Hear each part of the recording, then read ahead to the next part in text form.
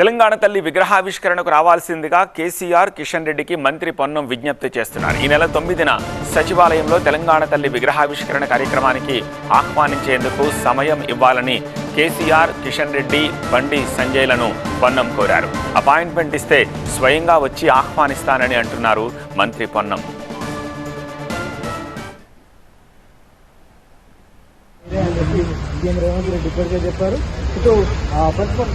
గౌరవ ముఖ్యమంత్రి గారు నిన్న చెప్పిన విధంగా మాజీ ముఖ్యమంత్రి కేసీఆర్ గారిని, ప్రతిపక్ష నాయకుడిగా కేంద్ర మంత్రి బండి సంజయ్ గారిని, కిషన్ రెడ్డి గారిని 9వ తారీఖు నాడు జరిగే తెలంగాణ విగ్రహావిష్కరణకు హైదరాబాద్ ఇన్ఛార్జ్ మంత్రిగా ఆహ్వానించడానికి వాళ్ళ యొక్క వ్యక్తిగత సిబ్బందికి సమాచారం ఇచ్చి సమయం ఇవ్వాల్సిందిగా అడుగుతా ఉన్నాం.